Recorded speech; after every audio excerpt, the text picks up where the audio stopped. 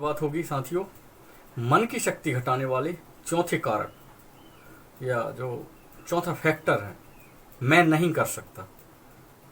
आइए देखते हैं।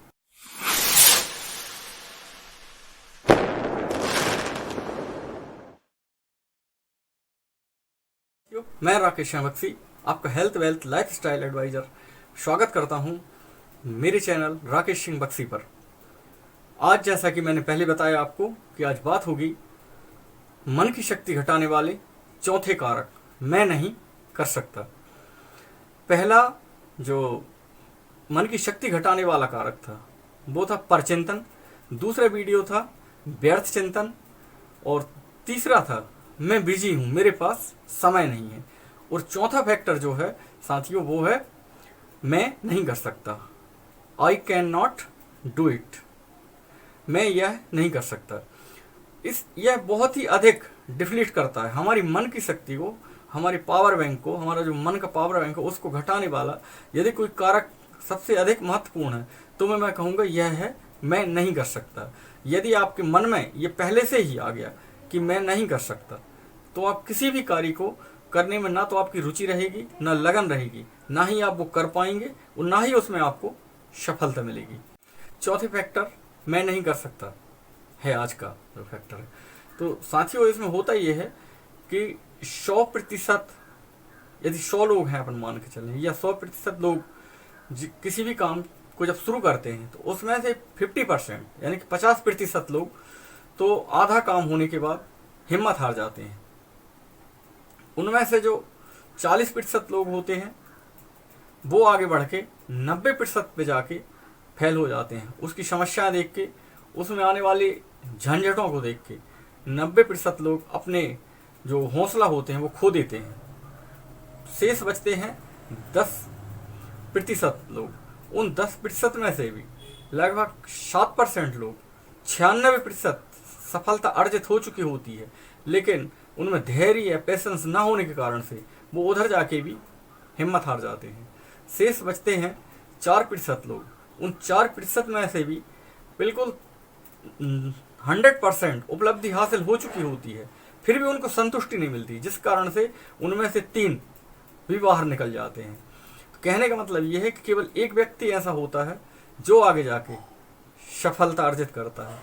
वो नरेंद्र मोदी हो सकते हैं, वो आपके विराट कोहली हो सकते हैं, महेंद्र सिंह धोनी हो सकते हैं, कपिल देव हो सकते हैं, सुनील गावस्कर हो सकते हैं, रतन टाटा हो सकते हैं, धीरू भाई अंबानी हो सकते हैं। लेकिन वो 100 में से एक ही ऐसे होते हैं जो सोचते हैं वो करते हैं, और जो करते हैं उसको सफलता में बदलते हैं, तो वही व्यक्ति सफल होते हैं। और जो ये सोचते हैं कि हाँ ये मैं कर सकता हूँ, इसमें बड़ा अच्छा एक अपनी लगन को निरंतर रखने के लिए एक मतलब उदाहरण है। महाभारत काल की घटना है। गुरु द्रोणाचार्य ने अपने सभी शिष्यों से कहा कि ये बांस की टोकरी लो और नदी गंगा नदी से जाके जल लेके आओ। तो सब लोग गए, सबने 1 बार देखा, 2 बार देखा, 10 बार देखा, 20 बार देखा, लेकिन पानी उसमें से पूरा निकल जाता था। तो सब लोग सोचे आज गुरुजी ने मजाक किया है, इस कारण से उन्होंने वो काम छोड़ के और अपने दूसरे कामों में खेल में लग गए कहना चाहिए। लेकिन अर्जुन जो थे वो लगातार शाम तक कोशिश करते रहे।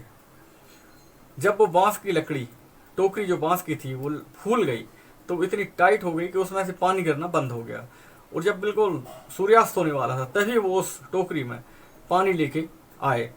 तब गुरु द्रोणाचार्य ने उन सबसे बताया कि देखो ये विश्वास का फल है, यह एक करने का एक जुनून होना चाहिए, एक लगन होनी चाहिए, निष्ठा होनी चाहिए अपने कार्य के प्रति, तभी व्यक्ति सफल होता है।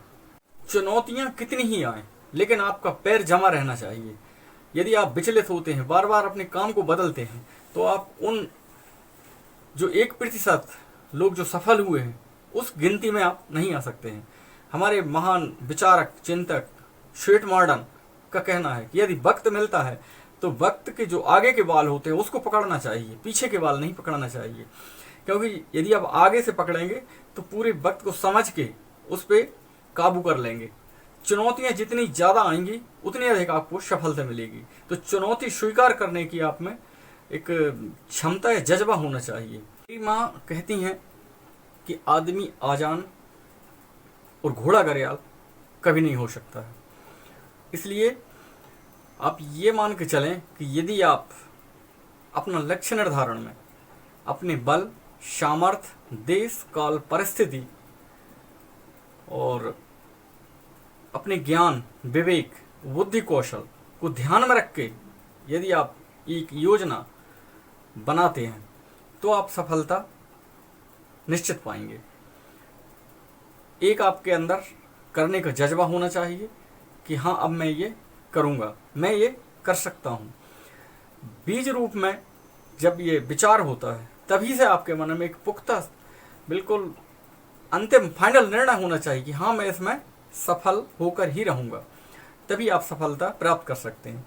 यदि आपने कहीं ये शक या मन में कहीं पे कोई गुंजाइश रखी कि पता नहीं यार इसमें क्या होता है, सफलता मिलेगी या नहीं मिलेगी, तो सफलता आपको नहीं मिल सकती है निश्चित तौर पे, क्योंकि आप अपने ऊपर विश्वास नहीं कर पा रहे हैं तो कैसे आप सफल होंगे। तो इसलिए बहुत ही अच्छे से देश, काल, परिस्थिति, बल, सामर्थ्य, अपनी बुद्धि, विवेक, ज्ञान, कौशल को ध्यान में रख के पूरी परियोजना तैयार करनी चाहिए। उसके सारे लाभ हानि आगे ही विचार कर लेनी चाहिए, किन किन परिस्थितियों से आपको गुजरना पड़ेगा। यदि आप परियोजना आपकी बहुत अच्छे से बनाते हैं या आप अपना जो लक्ष्य निर्धारण करते हैं उसके सभी प्लस और माइनस पॉइंटों को ध्यान में रख के योजना बनाते हैं, तो आप कहीं से भी उसमें असफल होने की आपकी गुंजाइश नहीं होगी और आप घबराएंगे भी नहीं, आप बीच में छोड़ के भागेंगे भी नहीं, क्योंकि आपको उसके जो प्लस और माइनस पॉइंट है वो सारे आपको मालूम है, आपको जानकारी है। जब ये आप पूरी योजना बनाते हैं तो इसमें सारे बिंदुओं को लिख के आप निर्धारित कर लें कितना पैसा लगेगा, कितना समय लगेगा, कितने साथी लगेंगे, कितने उसमें मजदूर लगेंगे, या आपको कौन कौन से ज्ञान या कौशल की ज़रूरत है। यदि आपको उसमें कोई प्रशिक्षण लेने की आवश्यकता है तो वो भी आप प्रशिक्षण पहले से ले लें न, वरना कई बार ये होता है कि अति उत्साह में आके कोई प्रोजेक्ट हम शुरू कर देते हैं और उसके ना तो हमको प्लस पता होते हैं ना माइनस, तो इस कारण से ये अधिकांश लोग 50% लोग काम में असफल हो जाते हैं। तो इसलिए बहुत ही अच्छी पुख्ता योजना बनाने के बाद यदि आप काम करते हैं तो आप सफल होंगे। और आपके मन की शक्ति को यदि आपने पूरा, जो जैसे मैंने शुरू से बताया आपको कि परिचिंतन, व्यर्थ चिंतन, मैं बिजी हूँ, ये सारे नकारात्मक विचार निकालते हुए, और ये चौथा जो आज का है, तो मैं नहीं कर सकता एक जगह मैं कर सकता हूँ, सारी चीज़ों को ध्यान में रख के यदि आप योजना बनाते तो आप सफल होंगे। इन्हीं शुभकामनाओं के साथ आपसे लेता हूँ विदा। नमस्कार।